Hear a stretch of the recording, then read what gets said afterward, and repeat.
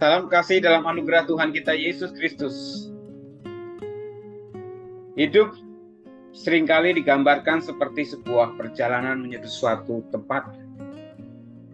Perjalanan itu terkadang memang lurus, tetapi terkadang juga harus naik, turun, berliku, bahkan terkadang juga mengalami hambatan dan rintangan. Oleh sebab itu, dalam perjalanan kehidupan kita seringkali juga mengalami hal-hal yang tidak menyenangkan, mengalami hal-hal yang penuh dengan kesulitan yang seringkali membuat kita merasa lelah, bahkan terkadang merasa tidak mampu untuk melanjutkan perjalanan. Sapaan Gembala hari ini mengajak kita untuk benar-benar menyadari bahwa kita tidak dapat berjalan sendiri.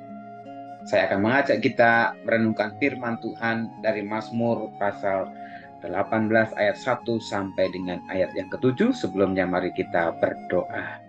Bapa dalam surga, kami datang kepadamu pada saat ini bersama-sama kembali. Kami akan membaca dan merenungkan bagian firman Tuhan yang mengingatkan kami untuk terus datang kepada Tuhan. Kami butuh Engkau ya Tuhan. Dan bila firman ini menjadi dasar bagi kami untuk terus bersandar dan berharap kepada Tuhan. Berkuasalah Engkau ya Allah dalam diri kami lewat kuasa Roh Kudus-Mu, dalam Kristus kami berdoa. Amin. Inilah firman Tuhan, Mazmur 18 ayat 1 sampai 7. Untuk pemimpin biduan dari hamba Tuhan, yakni Daud, yang menyampaikan perkataan nyanyian ini kepada Tuhan, pada waktu Tuhan telah melepaskan dia dari cengkeraman semua musuhnya dan dari tangan Saul. Ia berkata, "Aku mengasihi Engkau ya Tuhan, kekuatanku. Ya Tuhan, bukit batuku, kubu pertahananku dan penyelamatku. Allahku, gunung batuku, tempat aku berlindung. Perisaiku, tanduk keselamatanku, kota bentengku. Terpujilah Tuhan, seruku. Maka aku pun selamat daripada musuhku. Tali-tali maut telah melilit aku, dan banjir-banjir jahanam telah menimpa aku. Tali-tali dunia orang mati telah membelit aku. Perangkap-perangkap maut terpasang di depanku. Ketika aku dalam kesesakan, aku berseru kepada Tuhan, kepada Allahku aku berteriak meminta tolong. Ia mendengar suaraku dari baitnya. Teriakku minta tolong kepadanya sampai ke telinganya. Demikianlah pembacaan firman Tuhan kita. Mazmur 18 merupakan mazmur syukur Daud yang berjumlah 50 ayat. Ayat 1 sampai 7 yang kita baca ini merupakan bagian ringkasan ungkapan kesaksian Daud tentang perjalanan imannya dalam perjalanan kehidupannya. Dari seorang gembala domba yang kemudian menjawab panggilan Tuhan untuk menghadapi musuh Israel, mengalahkan Goliat, kemudian ikut bertempur, berperang bagi pasukan Israel, melawan musuh-musuh Israel, bahkan sampai dia akhirnya menjadi seorang raja Israel yang diurapi Tuhan melalui Samuel. Perjalanan itu perjalanan yang penuh dengan liku-liku, perjalanan yang penuh dengan tantangan, bahkan ancaman nyawa berulang kali Daud alami. Sampai pada titik di situ dia mengingatkan kepada umat Israel betapa apa yang dia lakukan, apa yang dia alami, yang dia temui, semuanya terjadi tidak lepas, tidak luput dari penyertaan Allah. Mazmur ini menyerukan dengan jelas, terpujilah Tuhan, seruku, maka aku pun selamat daripada musuhku. Saudara, Bapak sekalian, adik-adik, perjalanan Daud bukan hanya perjalanan yang sulit, melewati padang gurun, lembah yang terjal, dan juga bahaya alam, maut, tetapi juga ancaman dalam peperangan, kematian, bahkan ancaman dari orang-orang terdekat yang dia sangat hormati, yaitu dalam diri Saul. Tetapi itu adalah sebuah tantangan yang tentu sangat dilematis. Semua itu dihadapi Daud dengan dia berseru kepada Tuhan.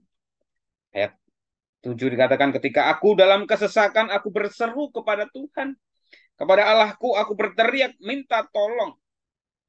Jadi Saud menyadari bahwa dalam situasi-situasi sesak itu, mau tidak mau, dan tidak ada jalan lain, dia harus berseru kepada Tuhan. Bahkan dia katakan, aku berteriak minta tolong untuk menunjukkan betapa dia sudah tidak kuat lagi, tidak sanggup lagi untuk menghadapi itu semua, kecuali dia mendapat pertolongan dari Tuhan. Dan ketika dia melakukan itu, dia merasakan pertolongan Tuhan sungguh nyata. Ia merasakan kehadiran Allah. Katakan Daud, ia mendengar suaraku dari baitnya. Teriakku minta tolong kepadanya sampai ke telinganya. Tapi sekalian, ini menjadi sebuah bukti nyata bahwa setiap mereka, anak-anaknya, umatnya, hambanya, bisa jadi dalam perjalanan kehidupan mengalami situasi yang sangat menyesakkan, sangat berat, sangat menekan yang membuat orang hampir putus asa, kehilangan harapan. Tetapi ketika mereka sungguh-sungguh mau berseru kepada Tuhan, datang kepada Tuhan, Tuhan mendengarkan, Tuhan tahu. Ini menjadi sebuah catatan penting untuk kita perhatikan, saudara. Apapun situasi yang sedang kita hadapi saat ini dalam perjalanan kehidupan kita, setiap kita mempunyai alur cerita, mempunyai jalan cerita masing-masing yang tidak kita samaratakan. Ada yang mempunyai pergumulan tentang kesehatan karena sakit penyakit yang diderita. Meskipun uangnya banyak, tidak terkendala dengan biaya, tetapi penderitaannya pun juga tidak mudah ketika berjuang dalam proses mendapatkan kesembuhan. Ketika harus menjalani treatment pengobatan, entah treatment untuk terapi, untuk radiasi, kemo mungkin. Itu hal-hal yang sangat tidak mudah, sangat sulit, sangat berat, sakit.